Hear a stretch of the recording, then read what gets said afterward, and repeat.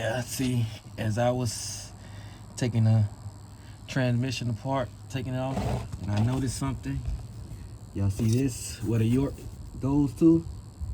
If this can move, that's bad. If this can move, that is bad. So I have to rebuild this transmission, because this thing don't supposed to move. It's supposed to be solid and tight. So they let me know that little metal was in the pan came from this. So I am gonna have to rebuild it. So the rebuild is coming soon. It's coming soon.